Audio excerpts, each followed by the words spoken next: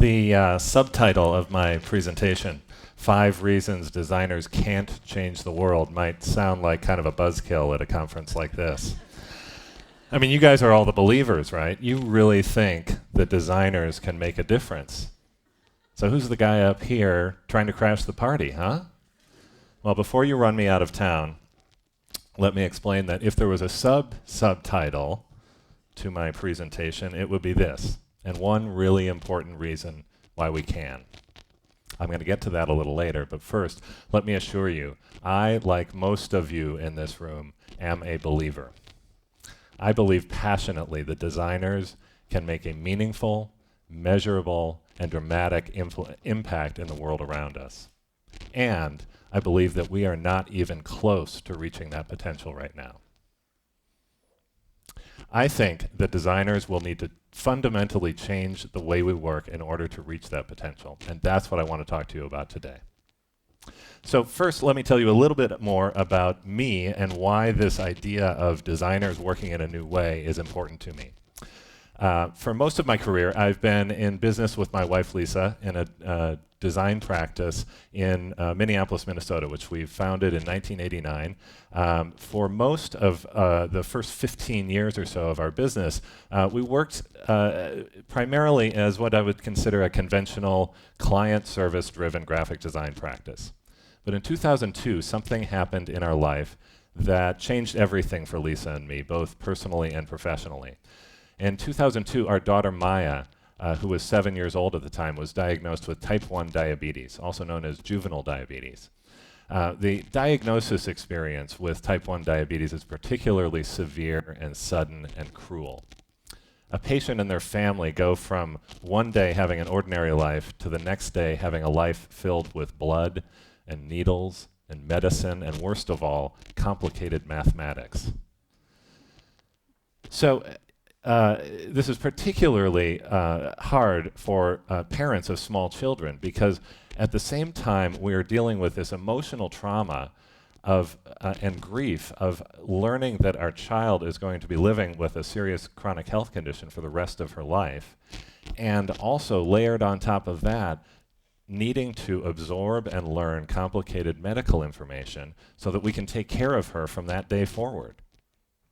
So this is 2002. You would think that there would be some really awesome learning kits, some great tools, some really kid-friendly materials that would help us go through that experience. And that was certainly what Lisa and I were hoping for and expecting at that time. But instead, this is an example of the materials that we received from the diabetes clinic on day 1 after Maya's diagnosis. What's wrong with this picture? Where is the color? Where are the pictures, except for this really creepy one of a naked guy with lines all over his rear end? If you could read the type, because the point size is so small, you would realize that they're using words that we don't use in our everyday conversations. That's a problem. The amount of information is overwhelming. When I'm trying to complete a very simple task, and I have to dig through all of that information to get the answer, that's no good. That doesn't work for me. In other words, where is the humanity here? Where is the design? Well, as you can imagine, these materials were completely useless to Lisa and me. And our instinct, as I think it would be for most of you as designers, was to start designing our own stuff, to get through the daily stuff of life and diabetes. From meal planning to soccer practice to piano lessons and birthday parties, we needed help to figure out how to do all of that. And we started making it ourselves. Through this process, we discovered that there was a real and legitimate need in the diabetes world for kid-friendly, design-driven, visually oriented learning tools for families going through the experience that we were going through. And so in 2004, Lisa and I launched Type 1 Tools, and that's Maya there at age 9. And she's holding one of the products in our line of products that we launched that year. And here are some examples of the rest of those products. They were very simple, analog tools, but you can kind of get a sense of what we were using here as fundamental design elements. Big, bold, colorful photographs Just a little bit of information, lots of white space, lots of clean color and big numbers. Very simple, very easy to use, and we discovered that these tools were as appropriate and user-friendly for kids as they were for adults. We also discovered another thing that was very important, and that is that this condition that we realized in the diabetes world was actually happening across healthcare. And so in 2006, we launched a business called HealthSimple to take that same design-driven approach that we had used with diabetes across the healthcare spectrum. In 2007, HealthSimple was acquired by a large pharmaceutical and consumer products company. And this was kind of an exciting business outcome for Lisa and me, but sadly it was tempered by the fact that the new parent company shifted the focus of HealthSimple away from diabetes education and ultimately closeted our learning tools business. Despite this disappointing outcome, the HealthSimple story is one that's really fun for me to tell. It represents some of the proudest work that Lisa and I have done as designers. And there are really some great successes here, and I always try to frame the story of HealthSimple around its successes. But today I want to do something different, because the dirty little secret of HealthSimple is that as an act of design-driven social change, HealthSimple was a complete and utter failure. The objectives that Lisa and I set for ourselves when we began this journey had nothing to do with winning design awards or making a lot of money or getting magazine articles written about us. We had one very simple objective when we began this journey, and that was to make a positive change in the daily experience of families living with diabetes. And now, 10 years after Maya's diagnosis, thousands of people are diagnosed with diabetes every day, and the materials they get at the diabetes clinic when that happens look an awful lot like that slide I showed you a few moments ago. The compliance rates for self-care and diabetes are dismally low, at least as bad as they were in 2002. So despite the incremental successes that we had with this project, the sad truth is that we did not move the needle a single bit. And this reality has really informed my work from that point forward and my point of view about how designers need to be working more seriously to achieve to reach our potential in the social design space. As national president of AIGA, the Professional Association for Design, I see designers all over the country bringing their remarkable skills to bear on complex social problems of a variety of areas, including healthcare, like the story I just told you, sustainability, education. Some of these problems that have a global scale, and some of them are focused on a minute condition, a single city block or a community garden. Regardless of the scale, designers have a unique empathic connection to their surroundings. And we have a methodology, a design methodology and creative problem-solving process that generates a pile, a mountain of brilliant creative ideas. So why is it that we struggle so much to convert those brilliant ideas into successful outcomes? And that gets us back to the 5 reasons why designers can't change the world. So let's take a look at reason number 1. The first reason is that meaningful change takes time. Now, designers are completely addicted to the frenetic energy and fast pace of the creative process. We can't wait to get that designed outcome, that poster, that product, that website or app out in the world. We can't wait to get to the finish line on these projects so that we can start the next one. The problem is that in the social change world, change can be agonizingly slow. It can take years and years and years to move the needle even the slightest bit, and that's when everything goes right.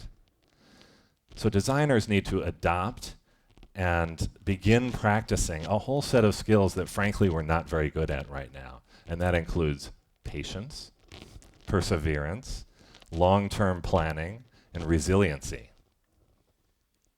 My second reason, meaningful change takes money, actually builds on the first reason. Designers tend to be very generous about donating their time on a pro bono basis to cause-related work. There's a problem with this, and that is that when we work in a pro bono basis, the pro bono work gets relegated to the periphery of our design practices. That's the work that gets done after hours and on weekends, in the cracks and crevices that are created between the really important work in a design studio, the revenue generating work. So we need to find ways to fund these projects so that they can migrate from the edge of our design practice into the core of our design practice. And in order to do that, we need to create a new business model. See, the irony about the money is that there is money out there available for this type of work. In some cases, there's lots of money available. Think of philanthropic foundations, corporate and community foundations, government agencies at a variety of levels, socially minded venture capitalists, even new sources of online crowdfunding. These are all areas that we can turn to access money for social change type design work. The problem is that our design practices are built on a very flat and one-dimensional business model. And all of the revenue is coming through one pipeline, and that is from client service work. And because we are so driven to feed that single beast, it distracts us from having access to some of the money that's out there for this work that we'd really like to be doing. So that's a fundamental change that needs to happen with our design practices. The good news here is that we're seeing lots of designers who are tinkering with this model, who are reinventing it and turning it upside down and creating hybrid models of for-profit and non-profit design practices so that they can access more directly that foundation money that's out there. Reason number 4, meaningful change will take new networks. There's one thing that designers hate. It's having somebody look over their shoulder while they're working, right? Most of us prefer to work through the creative process in isolation. And the problem is that when we're working on social change projects, working in isolation is the surest way to come up with a failed idea. Instead, we need to be reaching out to people who we don't usually work with. I'm talking about philanthropists, community activists, academics, policymakers, business people. We need to include them in our process as equal partners. They will make us smarter. They are the experts in these issue areas that we want to make a difference in. They need to be our partners, and we need to invite them in. Finally, reason number 5, meaningful change will take a new way to measure success. Designers have struggled for generations to figure out how to define and articulate excellence in design, the value of design. And we've come up with one criteria to do that so far, and that is aesthetic beauty. Now, aesthetic beauty and an appreciation for the craft of design are wonderful things, and they should always be a part of the culture of design. The problem here is that in the social change world, they measure success by a completely different criteria, and that is evidence-based outcomes. So until designers can find a way to consistently demonstrate successful outcomes of our work in this space, we will not be taken seriously. Okay, I'm sure I have completely worn you down by now, and you must be eagerly awaiting that final slide, that one very important reason why designers can change the world. It's really a very simple one. Because our greatest gift is the ability to take ideas and make them visual. The tools of our trade are images and icons, color and typography, form and shape and texture. These magical building blocks that can take an otherwise flat and stale idea and bring it to life. An idea that probably has some merit, but until people see it, they don't get it. The visual language can transcend borders of geography, culture, and language. It's universal. Robin was talking about it earlier as prototyping. I think those two terms are interchangeable, and I'm right in line with him and his point of view on that. So until we can find ways to bring our visual skills to every single step of that design for social change process, that is when we will begin to reach our potential, and that is our distinct advantage in this space. I told you earlier about my daughter Maya. She is now 17 years old, just graduated high school. She actually is an aspiring artist and designer herself, and helped me with my presentation by creating my illustrations for my deck. She's starting her college career next fall at the Maryland Institute College of Art in Baltimore. So I'm really proud of her and wanted to give her a shout out. Way to go, Maya.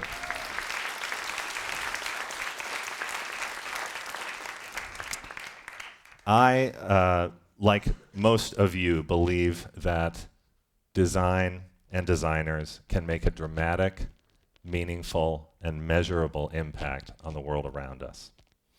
I also think we are at a pivotal point in fulfilling this potential, and we must move beyond the novel creative ideas.